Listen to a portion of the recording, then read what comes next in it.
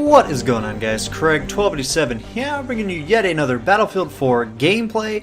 Going on there in the background is going to be yet another round with the UMP-9 on some Naval Strike, rocking out my favorite Battlefield 4 game mode, Carrier Assault. And yeah, just having a blast using this gun still, and still having a ton of fun driving these crazy cool boats. So yeah, main few things actually that I wanted to touch on for this video, in addition to just bragging about the coolness of the UMP-9. One of the things is that, well, first off, Steam recently, in beta form, gave out access to the Steam in-home streaming. And I went and hopped on to my Microsoft Surface 2 Pro, my little tablet thing that it's not that very powerful of a gaming computer, but it is a computer nonetheless and can be used for gaming. I was able to stream very demanding, graphically intensive games on that thing all around my house, outside, out on the lawn. I could be out basking in the glorious sunlight, but as long as I'm in the range of my router, it was letting me play the game quite well. Good responsiveness, no latency or anything like that that really got in the way. So definitely look forward to seeing a much more in-depth video on my experiences with that. I'm going to try to get some good, fairly high quality 1080p footage recorded of me using that.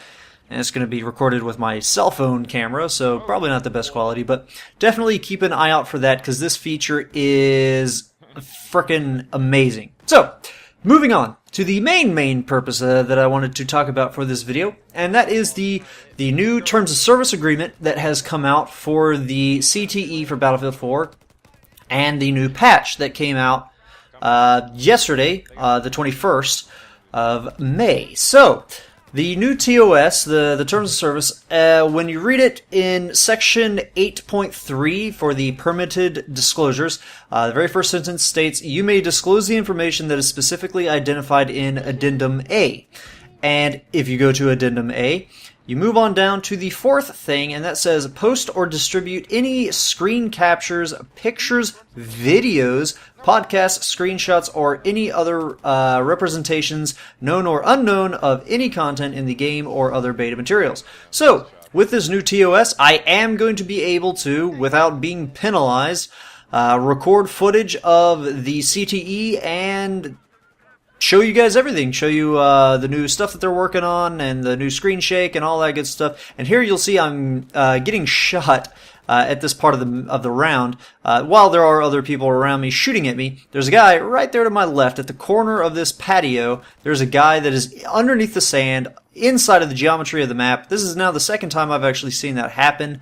And yeah, it's kind of annoying. Right here is where he kills me. We know he's there. We see him on the mini-map, but nobody sees him, so he does end up killing me, which is quite annoying. But, alright, back to the Terms of Service and all that. So, I can record footage and show you guys some footage of it. So, very much looking forward to that.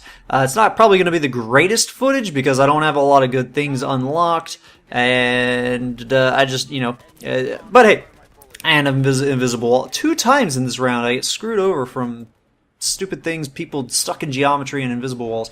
Whatever. So, but yeah, patch 4 came out. Still working on initiative number 1, which is the netcode. And as always, I will have links to everything in the video description, so if you want to check it out and read it in depth. But basically, they're not making too many amazingly drastic changes. They're still doing some changes to Obliteration game mode. Still trying to push for it to be a more competitive mode. They've done a lot with adding sliders for increasing the field of view. This is something that won't ever be applicable for the console version.